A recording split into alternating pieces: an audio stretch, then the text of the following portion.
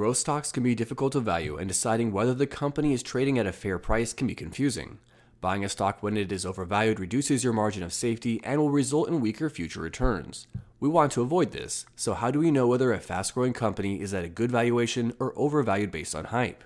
Today we will answer that question in order to give you more confidence and better future gains. Welcome to Stock Investment Analysis, where we focus on learning more about investing in the stock market.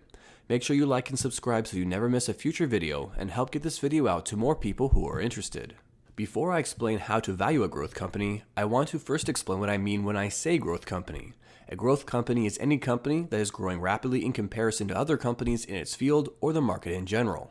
The companies we will be discussing today in our analysis generally have a growth rate over 15%, which is close to double where much of the market has historically grown. You may already know something about valuation, and I hope you are familiar with common valuation metrics like the price to earnings ratio, price to sales ratio, price to free cash flow ratio, and price to book ratio. If you are not, please watch my videos on that. I have an entire playlist on the basics of valuation. While those valuation metrics work well for value stocks or slower growing companies, they can fall short when assessing a rapidly growing one. The problem with using the price to earnings ratio to value a rapidly growing company is comparing current price to current earnings. If a company is earning $1 per share and is trading at $30, the PE is 30. That might seem too high to you. However, what if this company was growing rapidly and next year the earnings were going to double? If the share price remains where it is now, by next year the PE would only be a 15. A 15 sounds pretty good, and if the earnings double again the next year, the PE would be cut in half again. Calculating PE based on the last 12 months' earnings for a rapidly growing company may not make sense. The next 12 months will look quite different. It is important then that we consider the growth rate of a company when we look at the price to earnings ratio. If not, we might miss out on amazing growth opportunities with future earnings because we are overly focused on current earnings. How do we do that? First, by hitting the like button, and second, by examining the forward PEG ratio. PEG, or PEG, stands for price to earnings to growth. It is essentially the PE ratio which takes growth into consideration, exactly what we are needing. We calculate this by dividing the price to earnings ratio by the earnings per share growth rate. If you don't know what earnings per share or the price to earnings ratio are, please go back and watch my video on the PE ratio linked to the top of the screen. Let's use an example. We are looking at data from Fidelity.com on Facebook. We can see the forward PEG ratio is a 1.76. How did they get that? Well, first they found the PE, which is a 28.94. Next, they found the projected earnings per share growth rate for the next 5 years, which is 16.43%. I would consider a company growing at over 16% per year a growth company. Finally, they divided 28.94 by 16.43. What does that give us? 1.7614. That is the same as the PEG ratio shown here. Is that good? Typically, we want a PEG of 1 or below. A 1.76 for Facebook is at the 53rd percentile for the interactive media and services industry. For comparison to other large tech companies, Apple's PEG is a 1.89 and Microsoft's is a 2.01. As a word of caution, you will want to check estimates at multiple websites. Different websites may forecast earnings differently. Currently, Yahoo Finance has a PEG ratio of 1.23 for Facebook. This means the analysts that they are relying on are expecting greater growth than the analysts Fidelity has used. Seeking Alpha lists a PEG ratio of 1.41, falling in between. Whereas Fidelity's analysts predict a 16% annual growth rate over the next 5 years, Seeking Alpha relies on analysts who are predicting 20.19% annual growth. If you are frustrated with the lack of consistency, do not be dismayed. All investing in stocks must be done with an impossible to predict future in mind. Unsurprisingly, the accuracy of earnings forecasts is an unavoidable risk, regardless of whether they are done by analysts or the individual investors themselves. Since we must invest for the future, earnings estimates are an unavoidable part of a rational investment decision. My strategy is to consider multiple valuation indicators, such as the PEG ratio, and more we'll discuss later in this video, and consider them across multiple sources to get a broader understanding. There are no guarantees, but we can increase our confidence and reliability by doing due diligence here. To summarize, however, the valuation for Facebook appears high based on the PEG ratio. A second method for examining valuation is looking at fast graphs. We are again looking at Facebook. For companies growing faster than 15% per year like Facebook, fast graphs use PE equals G to calculate fair value. In other words, they are saying the price to earnings is equal to the earnings growth rate. Because Facebook's growth rate has been 36.35% since 2012, Fast Graphs is looking at a blended PE of 36.35 as fair value. This might seem to contradict what we saw with the PEG ratio and seems to show that it is actually undervalued.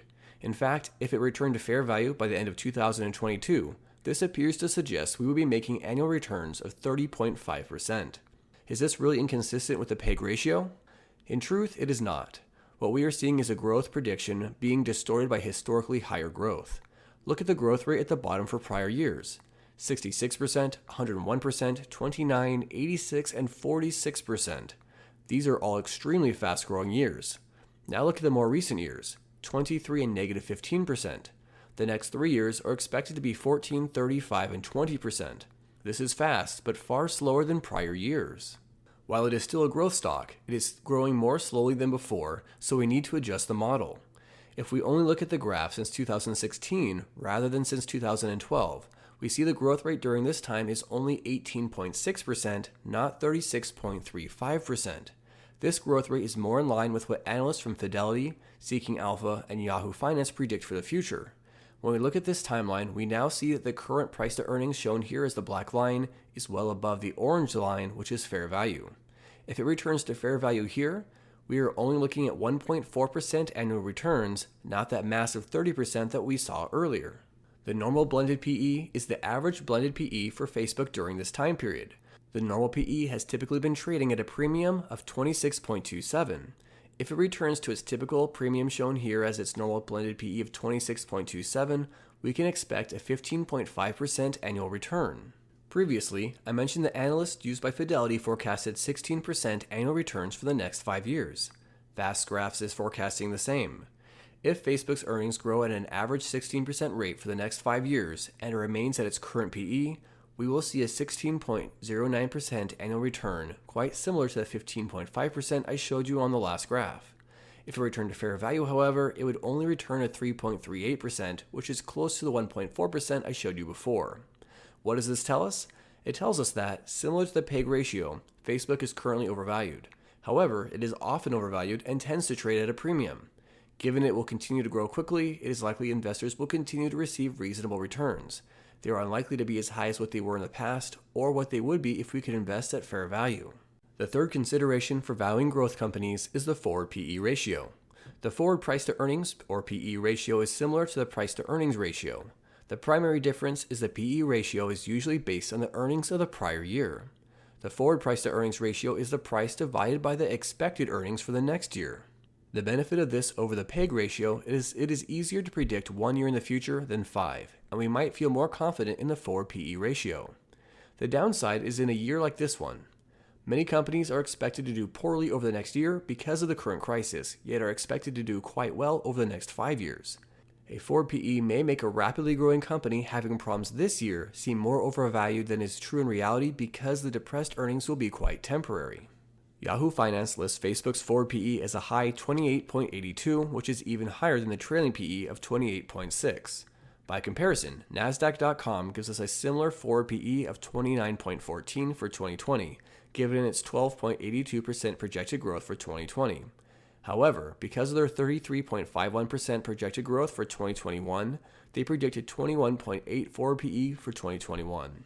For comparison, Fastgraph's analysts projected 14% and 35%, which is quite similar. The projected forward PE for 2022 is 18.68. This tells me again there is some overvaluation, as it will be over 2 years before the earnings would give us a PE, based on the current price, under 20. It is up to the investor to determine whether the projected growth is enough to warrant an investment. The next consideration is the growth story of a company. In other words, based on what you know of the company, the world, the economy, and where you believe things are going, do you expect this company will continue to grow? You will want to consider if the company is scalable, if there is competition, or if the company's products or services are going to gain or lose popularity. Do you think paper mills will grow over the next 20 years? Do you expect demand for coal to grow exponentially? Do you see a future for 5G, self-driving cars, solar power, or artificial intelligence? Much of the growth story can't be quantified. You have to be thoughtful for how you analyze the company, and if numbers don't seem to make sense or add up, you will need to dig deeper to understand the company and its valuation. Let's use Amazon as an example. You might have heard Amazon has been doing very well, is growing quickly, and is expected to continue. Then you look at its earnings per share history, and it looks like they did very poorly. The earnings per share were extremely low for years and then went negative from 2012 to 2015. They jumped and then have gone nowhere since 2018. I look on Yahoo Finance and the trailing PE is over 113 and the forward PE is over 93. I look at Fast Graphs, which shows a blended PE of 110 and abysmal earnings, which are not even remotely close to the PE or the normal price to earnings ratio. How is this possible? Is Amazon really that poor of a company and that horribly overvalued? Certainly not. Amazon has been acquiring companies and reinvesting in the company at an incredibly fast rate. This has impacted the way their earnings numbers look. For Amazon, it is unwise to value it using earnings right now. A better metric for Amazon is their operating cash flow. When we forget earnings and look at operating cash flow, suddenly the price matches the cash flow and we see where the valuation has come from. Operating cash flow has grown at 29.7% annually during the last 18 years. What is the price to operating cash flow grown at? 29.6%, almost identical. So while it looked extremely overvalued and unreasonable moments ago, when we saw this original earnings chart here, when we look into the future now, we recognize that the anticipated earnings of 22, 24, and 24% are likely to propel us to close to a 17.3% annual return moving forward. We can also look at price to EBITDA. EBITDA stands for earnings before interest, taxes, depreciation, and amortization. Again, you see a good fit between the price and the fundamentals of the company. In the past 18 years, EBITDA has grown at a rate of 30.71%. The price of EBITDA has grown at 29.6%, very closely mirroring it. The price to EBITDA similarly shows Amazon is not grossly overvalued and is actually trading very close to fair value, and we can likely expect some very significant returns in the future. EBITDA is expected to grow by 48, 37, and 21% in the next 3 years. What do you use to value a growth stock? Please leave your thoughts in the comments below. I look forward to hearing from you and learning from you. Don't forget to subscribe because I'll be creating new videos for you every week. As always, good luck with your investing.